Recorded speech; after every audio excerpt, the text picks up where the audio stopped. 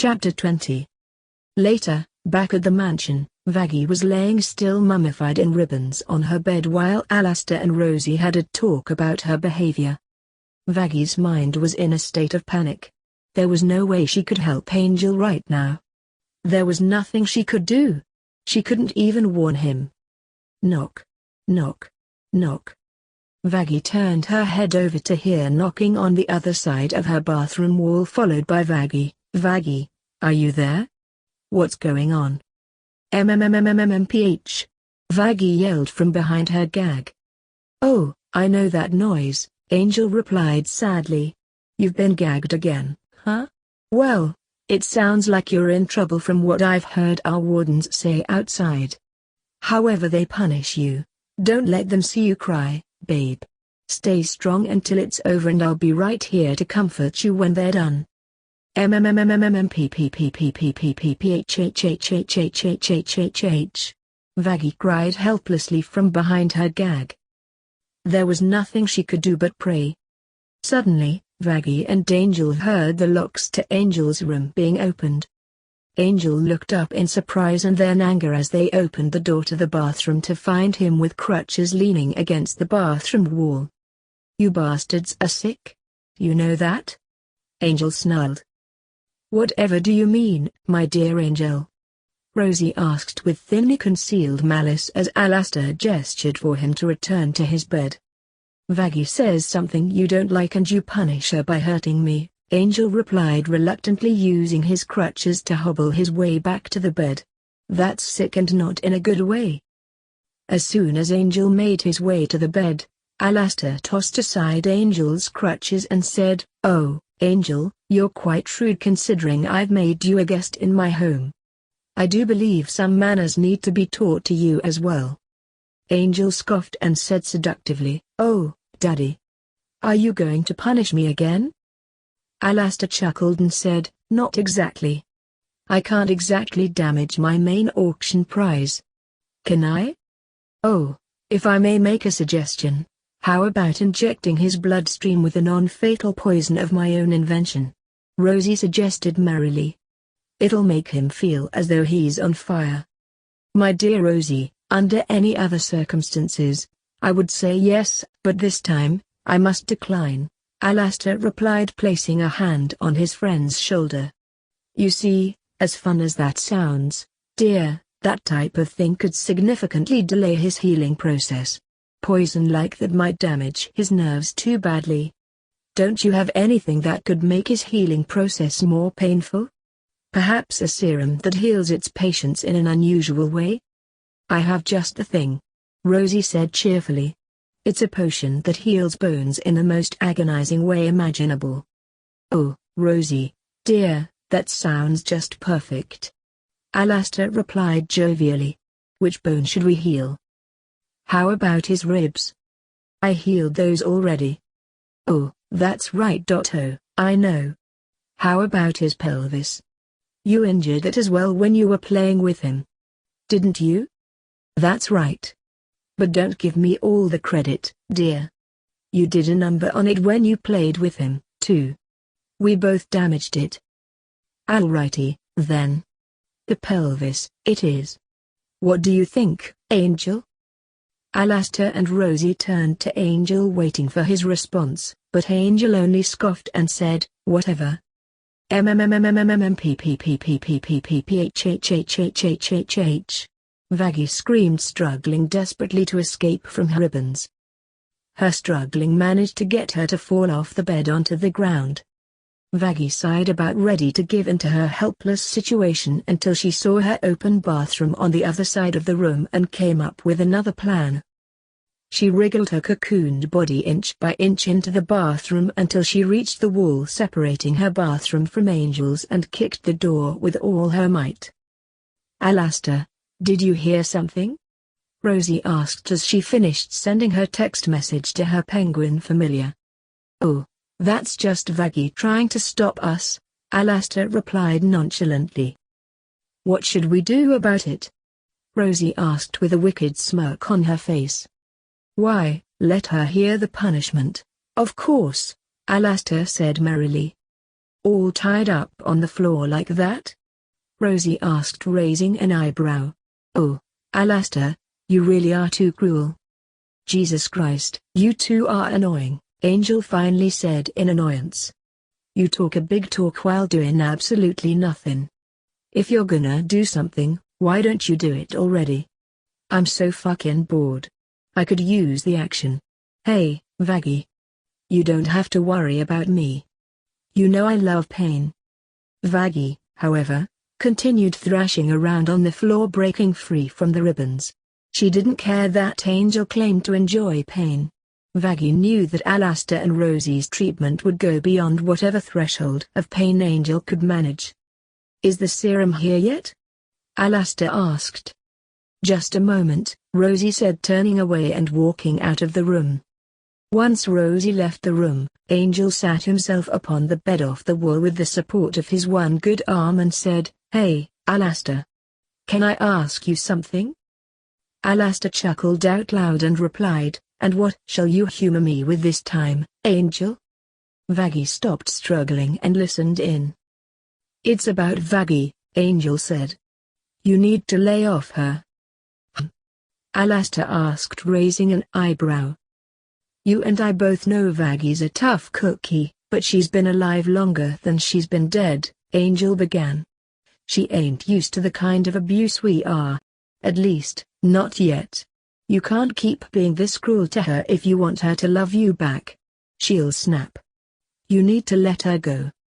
"I know what you're doing," Alastor interrupted. "And it's not going to work." "What are you saying, handsome?" Angel asked with a flirtatious smile. "I am trying to tame the shrew out of Vaggie, not coddle it," Alastor replied. Angel scoffed and said, "I know. We've been reading your book. Vaggie's not Kate, and you're no Petruccio." Alastor chuckled out loud and said, "So, you say." "Oh, Alastor," Rosie called out merrily as she re-entered the room with a syringe in her hand. "I've got the serum." "Oh, goody," Alastor said in an upbeat tone that was just as merry. "Let's get this treatment going." Angel's eyes narrowed in a determined glare as Rosie uncovered the syringe and he continued his defiant tirade. "You need to read the book again because you seem to have missed the most important point. Kate never changes. She only learns how to act, but I doubt you'll ever reach that point with Vaggie. You see, Kate was a spoiled brat. Vaggie's an El Salvadoran woman who learned to fight her way through life's." Just then, Rosie injected the serum into Angel's pelvis. The pain was almost instantaneous. Angel didn't show the pain he was in at first. He only started moaning in pleasure. Then, all of a sudden, the broken bits of his pelvis started moving, yanking and stretching his muscles. Angel immediately grabbed his pillow and held it over his face so he could bite into the fluff and hide his tears. Unfortunately, Rosie snatched the pillow out of Angel's hand as Alastor snapped his fingers, causing shackles to hold Angel's arms above his head so that Vaggie could hear Angel's screams of agony. Vaggie squirmed around and moaned in a panic. After a few moments of screaming and groaning at having his broken arms chained to the wall, Angel heard Vaggie's muffled screams as she struggled on the other side of the bathroom wall. That made Angel all the more determined. He shut his mouth and refused to keep screaming.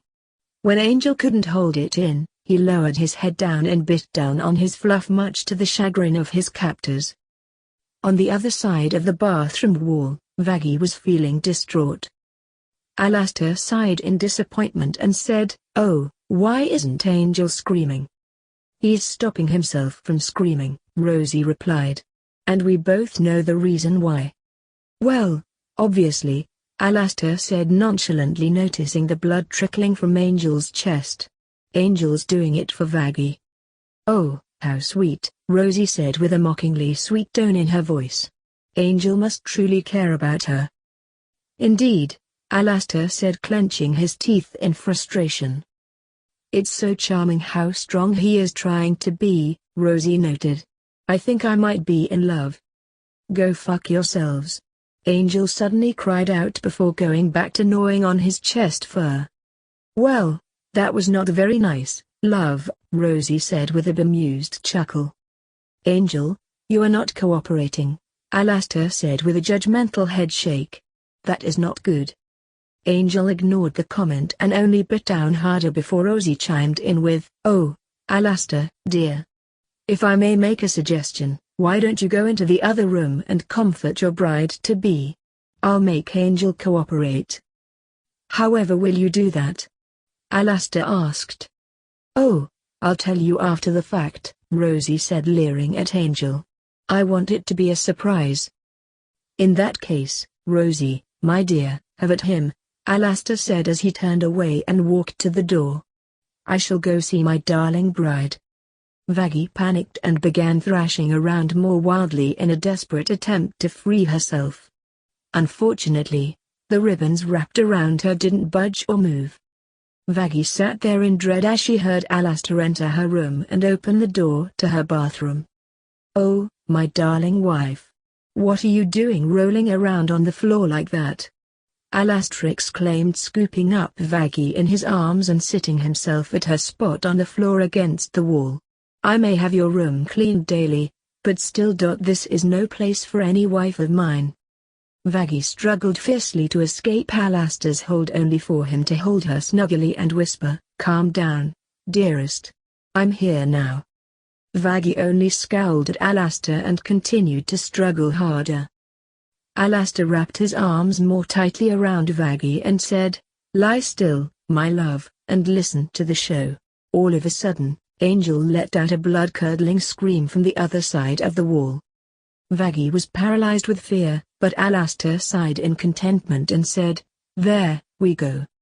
Vaggie's shock wore off and she continued struggling against her restraints and her fiancé's hold as Angel continued screaming in agony. Are you going to behave for Rosie now, beloved Kate? Alastor abruptly asked, ignoring Vaggie's struggles.